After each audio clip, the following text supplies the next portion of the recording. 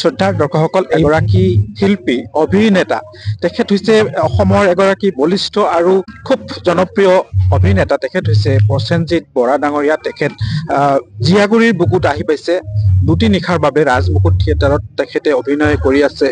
তেখেতে দৰ্শকসকলৰ মৰম বুটলিবলৈ সক্ষম হৈছে। এই ৰাজমুকুট থিয়েটাৰত খলকনিৰ সৃষ্টি কৰিছে। তেখেতৰ দ্বাৰা বহুত জনপ্ৰিয় হৈ উঠিছে এই ৰাজমুকুট থিয়েটাৰ। তেখেতৰ লগত বাৰ্তালাপ কৰিবলৈ লৈছো, আপোনালোকে চাই থাকিব শেষলৈকে।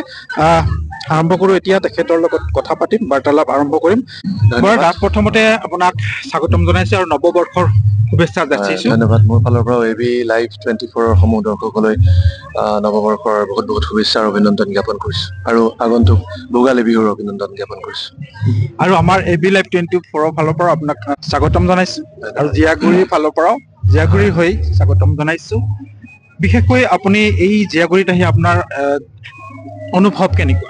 অনুভৱ খুবেই ভাল। আমি দুটি নিশাৰ বাবে আহিছিলো। প্ৰথম নিশা আমাৰ এখন নাটক ইয়াত মঞ্চস্থ কৰা হৈ গ'ল, আৰু দৰ্শকৰ বহুত সমাগম দেখিলো আহিয়ে, আৰু দৰ্শকৰ বহুত উৎসাহ, নাটক চাই খুব ভাল পোৱা বুলি কৈছে। গতিকে আমাৰ অনুভৱ খুবেই ভাল। আজি এতিয়া যিখন বহু চৰ্চিত নাটক অভিজিত ভট্টাচাৰ্যদেৱৰ মহাৰণৰ বলীয়া ঘোঁৰা, ৰাজেশ ভূঞাদেৱে পৰিচালনা কৰিছে, এইখন নাটক আছে। এইখন নাটক সমগ্ৰ অসমতে কৰি অহা পেনেলসমূহত বিপুল সঁহাৰি লাভ কৰিছে, আৰু দৰ্শকৰ উৎকণ্ঠা খুব বেছি নাটকখনক লৈ। গতিকে সেই নাটকখন আজি আমি জীয়াগুৰি নহয় জানো, এইখিনি অঞ্চলত হয়, জীয়াগুৰি অঞ্চলত আমি মঞ্চস্থ কৰিম। গতিকে দৰ্শকে চাই খুব আনন্দ লাভ কৰিব বুলি আমি আশা কৰিছো। এতিয়া একান্ত ব্যক্তিগত আলোচনা কৰিম আপোনাৰ লগত, ব্যক্তিগত জীৱনৰ কথা কিছু আলোচনা কৰিম। আপোনাৰ শৈশৱ কালটোৰ বিষয়ে অকণমান জানিব বিচাৰিছো। শৈশৱ কাল মোৰ জন্ম শিৱসাগৰত। মোৰ মাৰ ঘৰ শিৱসাগৰ, যিহেতু শিৱসাগৰ মোৰ জন্ম। তাৰপিছত দেউতা ডিব্ৰুগড় টেঙাখাটৰ অৰিজিনেল, কিন্তু আমি সেই গাঁৱৰ ঘৰত একেবাৰে সৰুতে আছিলো। তাৰপিছত দেউতা চাকৰি সূত্ৰে কৰ্মসূত্ৰে নগাঁৱত আছিলে। নগাঁৱতে মোৰ প্ৰথম শৈশৱ আৰম্ভ বুলি ক'ব পাৰি। নগাঁৱত আমাৰ স্কুলিং মোৰ নগাঁৱৰ পৰা আৰম্ভ হ'ল। নগাঁৱৰ শংকৰদেৱ শিশু নিকেতনত মই তাত 4 বছৰ প্ৰথম যিটো আৰু আমাৰ LP স্কুল, সেইখিনি তাতে আৰম্ভ কৰিছিলো। তাৰপিছত দেউতাৰ যিহেতু বেংকত চাকৰি আছিল, ট্ৰান্সফাৰ হৈ থাকে ইঠাইৰ পৰা সিঠাইলৈ। তাৰপিছত তিনচুকীয়াত আহিলো। তিনচুকীয়াত মই তাত স্কুলিং কৰিলো। তাতে তাৰপাছত হায়াৰ ছেকেণ্ডেৰীলৈকে তাতে পঢ়িলো। তিনচুকীয়া কলেজৰ পৰা মই হায়াৰ ছেকেণ্ডেৰী পাছ কৰি তাৰপিছত গ্ৰেজুৱেশ্যন ললো আকৌ গুৱাহাটী আৰ্য বিদ্যাপীঠৰ পৰা। BSc পাছ কৰিলো তাৰ পৰা। তাৰপিছত আৰু কিবা কিবি কাৰিকৰী এনেকে শিক্ষা ললো, কম্পিউটাৰ, হাৰ্ডৱেৰ ইঞ্জিনিয়াৰিং, তেনেকে কৰি তাৰপিছত আৰু গুৱাহাটীতে কৰ্মৰত হৈ গলো। প্ৰাইভেট কোম্পানী এটাত চাকৰিও কৰিলো। তাৰপিছত এই অভিনয় লাইনটোলৈ আহিলো। আপুনি চাকৰি এৰি এই অভিনয় লাইফত কিয় আহিলে? চাকৰি আমাৰ প্ৰাইভেট জব আছিল, টেকনিকেল জব আছিল আমাৰ। মই প্ৰাইভেট কোম্পানী এটাত কাম কৰি আছিলো, টাটা ইনফটেক বুলি। তাতে মোৰ হাৰ্ডৱেৰ চিষ্টেম বিলাক ঠিক কৰিব লাগে। মই যিহেতু হাৰ্ডৱেৰ ইঞ্জিনিয়াৰিং, কম্পিউটাৰ এছেম্বলিং, নেটৱৰ্কিং এইবিলাক শিকিছিলো। গতিকে তাত অলপ অভিজ্ঞতাৰ কাৰণে সোমাই আছিলো। তাৰপিছত আৰু এটা নিজা প্ৰতিষ্ঠান এটাও আমি গঢ় দি লৈছিলো দুজন মিলি পেলাই, নেক্সট জেনেৰেশ্যন চিষ্টেম বুলি। তাতে কম্পিউটাৰ বেচা কিনা, AMCs বিলাক লোৱা হয়, ৰিপেয়াৰিঙৰ এইবিলাক কাম কৰা হয়, চেলছ এণ্ড চাৰ্ভিচ। গতিকে সেইখিনি সময়ত ব্যস্ত হৈ থাকোতে খুব ইণ্টাৰেষ্ট আছিলে মোৰ সৰুৰ পৰা ইলেক্ট্ৰনিক্সৰ প্ৰতি। যদিও BSc মই মেথমেটিক্স, তথাপিও মই এইবিলাক খুব আগ্ৰহী আছিলো। গতিকে কম্পিউটাৰ লাইনটোত বহুত একেবাৰে বিলীন হৈ গৈছিলো। তেতিয়া আৰু এই অকল কম্পিউটাৰ ইলেক্ট্ৰনিক্স লৈ ব্যস্ত হৈ আছিলো। সেইখিনি সময়ত সেই জবটো পালো, তেনেকে ব্যস্ত হৈ গলো। আৰু সেইখিনি সময়তে তেনেকে এইবিলাক CD বিলাক খুব প্ৰচলন হৈছিল, CD বিলাক। তেতিয়া তেনেকে সেইটো এটা সূত্ৰপাত হ'ল, আৰু VCD লৈ আহিবলৈ, অভিনয় কৰিবলৈ সুযোগ পালো। বহুত মানুহৰ নাম ল'ব লাগিব ইয়াত। এতিয়া মোৰ গোটেই প্ৰেৰণা আৰু যিখিনি উৎসাহ দিয়া মানুহ বহুত খিনি আছে। তাৰ মাজত মই বাইদেউ এগৰাকী, মোৰ নিজৰ বাইদেউ জেঠাই ছোৱালী, তেওঁলোকৰ লগত থাকি পেলাই মই কাম কৰি আছিলো, চাকৰি কৰি আছিলো। তাৰপিছত ভিনদেউ বাগানত তাতে এছিষ্টেণ্ট মেনেজাৰ। বাইদেউ থাকে, বাইদেউৰ ল'ৰা ছোৱালীকেইটা থাকে। তেখেতক পঢ়াবলৈ ল'ৰা ছোৱালীকেইটাক পঢ়াবলৈ ছাৰ এজন আহিছিল, লুৎফুৰ ৰেহমান বুলি ক'ব লাগিব তেওঁৰ নাম। গতিকে তেওঁ মোক লৈ গ'ল প্ৰথমতে DG মিউজিকলৈ। ৰাজেশ দাক লগ পালো তাত। ৰাজেশ দাই মোক প্ৰথমতে চালে। তাৰপিছত অনুপ বৰুৱা, আমাৰ ফটোগ্ৰাফাৰ, তেখেতক লগ পালো। তেখেতে মোৰ ফটো কেইখনমান তুলিলে। সেইখন ফটোৰ পৰা অলপ তেতিয়া ফটোবোৰ প্ৰযোজকৰ হাতত পৰিলে। তাৰপিছত মোক এনেকে চিলেক্ট কৰিলে যে জানমণিখন কৰিব লাগিব। ৰাজেশ দাই। তাৰপিছত আৰু দেৱু বৰকটকীৰ নাম ল'ব লাগিব এনকে প্ৰডাকশ্যনৰ, তেখেতে তেনেকে আৰম্ভ কৰি তাৰপিছত আৰু এটা কৃষ্ণমণি চুতীয়াৰ মোৰ প্ৰথম এটা এলবাম, কৃষ্ণমণি চুতীয়াৰ আপোন গুৰি বুলি এটা এলবামত কাম কৰিলো গায়ত্ৰী মন্থৰ লগত। হয়, প্ৰথম সেইটো আত্মপ্ৰকাশ এটা গান কৰিলো।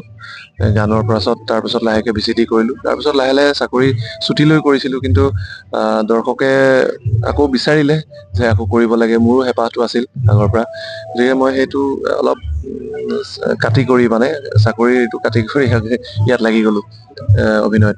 কিন্তু তাৰ মাজে সময়ে সেইটো মোৰ নিচা আছিল তেতিয়া, মাজে সময়ে ছুটি লৈ পেলাই তেনেকে কৰিছিলো। কিন্তু থিয়েটাৰত অহাৰ পাছতহে মই বাদ দিব লগা হৈছে মোৰ জবটো। থিয়েটাৰত যেতিয়া মই প্ৰথম মানে হেৰিটো পালো, মোৰ অফাৰটো পালো হেঙুল থিয়েটাৰত, শংকৰপ্ৰজিত হাজৰিকা প্ৰযোজক। তেওঁ ক'লে যে থিয়েটাৰত এবছৰ আহিছোৱা, VCD বহুত হ'ল, VCD বহুত কিবা কিবি কৰিলো, গতিকে এবাৰ মঞ্চৰ অভিজ্ঞতাটো লাগে। ময়ো চিন্তা কৰিলো যে মঞ্চত মই আগৰ পৰা সৰুৰ পৰা নাটক চাওঁ, থিয়েটাৰ চাওঁ দেউতাহঁতৰ লগত। মঞ্চত এইটো কিন্তু 1 বছৰৰ কাৰণে ঘৰ এৰি যাবলৈ মোৰ অলপ সাহস কৰিবলৈ টান আছিলে, আৰু ঘৰতো পাৰ্মিশ্যন ল'ব লাগিব, ঘৰতো তেনেকে নিদিবও পাৰে। গতিকে মা দেউতাও বহুত চাপোৰ্ট কৰিলে যে মানে মান্তি হ'ল, আৰু লাষ্টত গলো। তাৰপিছৰ পৰা আৰু কন্টিনিউ কৰি আছো, আৰু প্ৰায় আজি 15টা বছৰে হ'ল, 14-15 বছৰ। হয়, 14 বছৰ পাৰ হৈ গ'ল। পাৰ হৈ গ'ল। তো এই 14 বছৰ এটা দীঘলীয়া সময়, দীঘলীয়া সময়টোত আপোনাৰ এই ভ্ৰাম্যমান জগতৰ অভিজ্ঞতা কি পালে? বহুতখিনি অভিজ্ঞতা, ভ্ৰাম্যমানৰ পৰা বহুত পাইছো, বহুত হেৰুৱাইছো। ভ্ৰাম্যমানত থাকি বহুতখিনি দৰ্শকৰ মৰম পাইছো, আশীৰ্বাদ পাইছো, এনেকে অভিনয় কৰি যাবলৈ এটা উৎসাহ পাইছো। দৰ্শকসকলে যিহেতু আমাক মানে দৰ্শকসকলে আমাৰ যিহেতু ভগৱান, তেওঁলোকে আমাক উৎসাহ দিয়ে, প্ৰেৰণা দিয়ে, আৰু এনেকে মৰম আশীৰ্বাদ কৰি যোৱাৰ কাৰণে হয়তো আজি 14টা বছৰৰ গমেই নোপোৱাকে পাৰ হ'ল। আৰু তাৰ মাজতে ধৰক বিভিন্ন ইনচিডেন্টো আছে। মোৰ দেউতাক হেৰুৱাইছো ভ্ৰাম্যমাণ থিয়েটাৰত অভিনয় কৰি থাকোতে। সেইখিনি যিটো মই ডাঙৰ ল'ৰা, ঘৰখনৰ ডাঙৰ ল'ৰা হিচাপে দেউতাৰ কৰণীয় যিখিনি কাম আছে, সেইখিনি কাম মই কৰিব নোৱাৰিলো, সেইখিনি মোৰ ভাইটিয়ে কৰিলে। মই সম্পূৰ্ণ মানে সেইখিনি পালন কৰিব নোৱাৰিলো। তাৰ পাছত হয়তো থিয়েটাৰ শেষ হোৱাৰ পাছত মই কিছুমান সেইখিনি মানে শুদ্ধি কৰিব লগা হৈছে। কিন্তু সেয়া আৰু তেনেকুৱা মানে বিষাদৰ অভিজ্ঞতাও আছে, আনন্দৰ অভিজ্ঞতা বহুত আছে, গোটেইখিনি মিলি পেলাই আৰু ভ্ৰাম্যমাণ যিহেতু আপোনাৰ যাত্ৰা। মনত আছেনে এই যে আপোনাৰ হয়, দীঘলীয়া সময়টোত ভ্ৰাম্যমান জগতত হয়। এটা মিঠা অভিজ্ঞতা বা ভাল লগা এটা অভিজ্ঞতা মুহূৰ্ত? ভাল লগা অভিজ্ঞতা, প্ৰথম যেতিয়া ভ্ৰাম্যমাণ নাটক কৰিব, দৰ্শক ইমানখিনি দৰ্শক, 2,000-2,500 দৰ্শকৰ আগত প্ৰেক্ষাগৃহত যেতিয়া প্ৰথম দিনাৰ প্ৰথম নাটকখন, ফাৰ্ষ্ট ডে ফাৰ্ষ্ট শ্ব' যেতিয়া আৰম্ভ কৰিছিলো, তেতিয়া সেই এটা উৎকণ্ঠা বেলেগ আছিল। আৰু সেইখিনি গোটেই বছৰটোৱে মানে এটা খুব স্মৰণীয় মুহূৰ্ত হৈ ৰ'ব। প্ৰতিটো ভুল ভ্ৰান্তি এইবিলাক গোটেইখিনি গম পাইছিলো ষ্টেজত, কেনেকে দৰ্শকে লয়, কেনেকে আঁকোৱালি লয়, কেনেকে কিমান কষ্ট কৰিব লাগিব, আৰু কি কৰিব লাগিব, সেইখিনি বহুত শিকিছিলো। তাৰপৰা প্ৰযোজক, পৰিকল্পক শংকৰপ্ৰজিত হাজৰিকা, পংকজ হাজৰিকা, তেখেতসকলে বহুত গাইড কৰিছিলে। আৰু সেইখিনি সময়ত মই আচলতে মোৰ সৌভাগ্য, মই প্ৰয়াত আমাৰ ভাইমন দাক পাইছিলো, মুনীন বৰুৱা ছাৰক পাইছিলো। তেখেতৰ নাটক এখন কৰিছিলো, প্ৰথম নাটক জোনাকৰ বৰষুণ, তেখেতে ডাইৰেকশ্যন কৰিছিল। গতিকে খুব ধুনীয়াকে শিকাইছিলে অভিনয় সংলাপ কেনেকে ক'ব লাগে, ষ্টেজত কেনেকে থিয় হ'ব লাগে, কেনেকে খোজকাঢ়িব লাগে, দৰ্শকৰ আগত কি টিপছ বিলাকো দিছিলে। গতিকে সেইখিনি ফল' কৰিবলৈ চেষ্টা কৰিছিলো। আৰু অভিজিত দাক পাইছিলো, অভিজিত দা প্ৰথম নাটক ঝংকাৰ, কাল, খুব সুন্দৰ নাটক আছিল। আৰু মানে তাৰ দৰ্শকে মানে খুব বৰ সুন্দৰকৈ আঁকোৱালি লৈছিল সেইকেইখন নাটক। এতিয়াও যদি যিবিলাক জেগাত মই কৰিছো, তাত গ'লে সেইকেইখন নাটকৰ কথা ওলাই। তাৰপিছত আকৌ ভ্ৰাম্যমাণ মানে আমাৰ হেৰিত পালো, মুনীন বৰুৱা ছাৰক, খিৰিকী বুলি এখন নাটক কৰিছিলো। তেনেকে কণ্টিনিউ 3টা বছৰ মই হেঙুলত থাকিলো। গতিকে প্ৰথম বছৰটোৰ বহুত অভিজ্ঞতা আছে, ধৰক নতুন ধেমেলীয়া অভিজ্ঞতাও আছে, ষ্টেজত কেনেকুৱা, আৰু উপস্থিত বুদ্ধিটো খুবেই প্ৰয়োজন, যিহেতু মঞ্চত উপস্থিত বুদ্ধি খুব প্ৰয়োজন। আমি কেনেকে মেনেজ কৰিছিলো, ডাঙৰ সকলৰ পৰা, জ্যেষ্ঠসকলৰ পৰা শিকিছিলো যিকোনো ভুল বা হেৰি কেনেকে লৈ যাব লাগে দৰ্শকে গম নোপোৱাকে। সেইখিনি খুব স্মৰণীয় অভিজ্ঞতা কিছুমান আছে। আৰু আপোনাৰ দেখিছো আপোনাৰ যিটো হয়, মানে কৰ্ম জীৱনটো ব্যতিক্ৰমী। আপুনি মেথামেটিক্সৰ মানুহ আছিলে, হয়, আৰু বিশেষ কাৰিকৰী দিশত আপোনাৰ কম্পিউটাৰ লাইনত হয়, আছিলে। তো তাৰ পৰা ফালৰি কাটিহে আপুনি নিবিড়ভাৱে আপুনি এই জগতত ভ্ৰাম্যমানত থাকিলে, অভিনয় জগতত আছে। কামনা কৰিছো আপোনাৰ আগন্তুক আকৌ হয়, ধন্যবাদ। বেছিকে আপুনি ভালকে আৰু কৰিব পাৰক, প্ৰদৰ্শন হয়, ভাল হওক। আপোনাৰ স্মাৰ্টনেছটো আৰু বাঢ়ক, হয়। ৰাইজে সমাদৰ হয়, কৰক, তাৰ কামনা কৰিছো। যিহেতুকে আপুনি কমপ্লিটলি ফালৰি কাটি আহি ইয়াতেই আছে নিবিড়ভাৱে, আৰু নিবিড়ভাৱে লাগি থাকক, আমাৰ ফালৰ পৰা কামনা থাকিল। হয়। তো আগন্তুক আৰু কি পৰিকল্পনা আছে অহা বছৰ? পৰিকল্পনা অহা বছৰ চুক্তিবদ্ধ হৈছে মই আকৌ হেঙুল থিয়েটাৰতে। হেঙুল থিয়েটাৰত মোৰ আকৌ চুক্তিবদ্ধ হ'ল। গতিকে তাত নাটক 3খন নাটকৰ ইতিমধ্যে ঘোষণা কৰিছে নাট্যকাৰে। আমাৰ প্ৰণৱ বৰুৱাৰ এখন পাগল থানা, তাৰপিছত প্ৰণৱ ভৰালীৰ ভাইৰেল গান্ধী, আৰু এখন অভিজিত ভট্টাচাৰ্যদেৱৰ এচিড। গতিকে 3খন নাটকেই অলপ ব্যতিক্ৰমী হ'ব বুলি আশা কৰিছো। আৰু এচিডখন অভিজিত দাই লিখিছে, সেইখন মোৰ বৰ ধুনীয়া টুইষ্ট এটা আছে, অলপ জানিবলৈ মানে গম পাইছো। এইখন খুব সুন্দৰ নাটক হ'ব। আৰু এইকেইখন এতিয়াও ছাছপেন্সত আছে, পাগল থানা আৰু ভাইৰেল গান্ধী।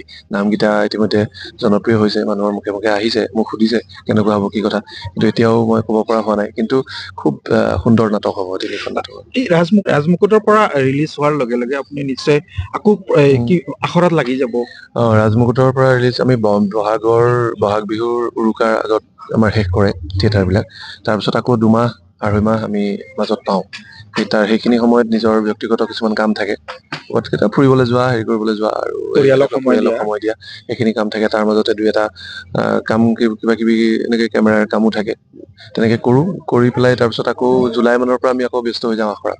মানে মুঠতে ব্যস্ততাৰ মাজতে সময়বোৰ যায়। থিয়েটাৰত থাকিলে সম্পূৰ্ণ ব্যস্ত হৈ থাকিব লাগে। এতিয়া আপোনাৰ ধৰক ৰিহাৰ্চেলৰ সময়তো বহুত বেছি ব্যস্ততা হয়। তাৰ পিছত ওলাই অহাৰ লগে লগে দিনটো আমি সময় পাওঁ, দিনত পাওঁ, ৰাতি আমি শ্ব' কৰিব লাগে।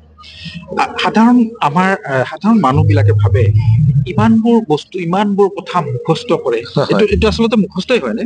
মুখস্থ এইটো আপোনাৰ কৰোতে 3খন নাটক আমি প্ৰায় 45 দিন মান পাওঁ। 15 দিনকে হিচাপ কৰিলে গড়ে 15 দিনকে এখন নাটকত পোৱা যায়। তাৰ মাজত আকৌ আমাৰ ডান্স খিনি আছে, নৃত্য আছে, ইয়াতে আপোনাৰ একচন আছে, ফাইটিং, এইবিলাক গোটেইখিনি মনত ৰাখিব লগা হয়। আৰু যেতিয়া আমাৰ ডাইৰেক্টৰে আমাক ব্লকিং বিলাক কৰি দিয়ে, যে চিটুৱেশ্যনটো বুজাই দিয়ে, তেতিয়া আপুনি অলপ আহি যায়, আয়ত্তত আহে। তাৰপিছত সংলাপসমূহতো নাট্যকাৰে লিখি দিয়ে, এইখিনি মনত ৰাখিব লাগিব, এইখিনি মুখস্থ কৰিব লাগিব।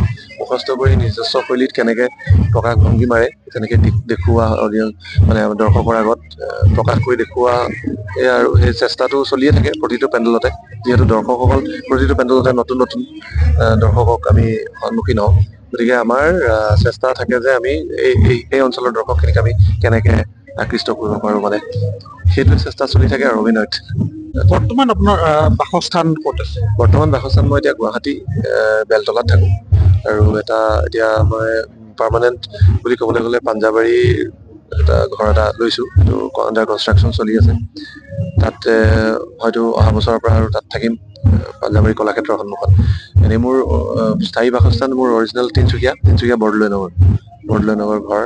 ঘৰত ভাড়া দি থোৱাহে আছে, ঘৰত কোনো নাই।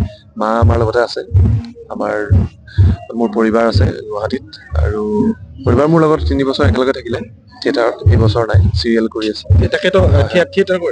থিয়েটাৰ কৰিছিলে, 3 বছৰ থাকিলে হেঙুলত প্ৰথম, তাৰপিছত হেঙুলত 2 বছৰ থাকি ইতিহাসত 1 বছৰ থাকিলে। নাই এতিয়ালৈকে প্লেন ত' মানে ভগৱানৰ আশীৰ্বাদত, আৰু যদি হয় আৰু ফিউচাৰ প্লেনিং আছে। তো একেবাৰে একান্ত আপোনাৰ ব্যক্তিগত জীৱনৰ কথা পাতিলো, নিশ্চয় দৰ্শকসকলে ভাল পাব। আপোনালোকে বহুতে অভিনয় চাই, কিন্তু তেখেতৰ হয়তো ব্যক্তিগত কথাবিলাক নাজানে। এই ভিডিঅ'ৰ যোগেদি জানিব পাৰিলে। ইণ্টাৰভিউ হৈছে, কেইবাটাও হৈছে ইণ্টাৰভিউ, ইউটিউবত আছে তেনেকে। হ'লেও সকলোতো চাব পৰা নাই, কি নহওক, এই ভিডিঅ'টো যিমান পাৰে শ্বেয়াৰ কৰিব, কমেণ্ট কৰিব কেনেকুৱা লাগিছে, আৰু লাইক এটা কৰিবলৈ পাহৰি নাযাব। যিমান পাৰে আগলৈ শ্বেয়াৰ কৰি আগবঢ়াই দিব। যিহেতুকে বৰাদাৰ সময় হ'ল, এতিয়া নাটক আৰম্ভ হ'বহি। নাটকৰ আগে আগে তেখেতৰ ইণ্টাৰভিউ লৈ আছো, গতিকে বেছি আৰু পলম কৰিব নোৱাৰো। কেতিয়াবা সুযোগ পালে আৰু বেছিকে কথা পাতিবলৈ যত্ন কৰিম। হয়তো হেঙুল থিয়েটাৰ আশে পাশে আমাৰ ইয়াত নিশ্চয় বুকিং হ'ব।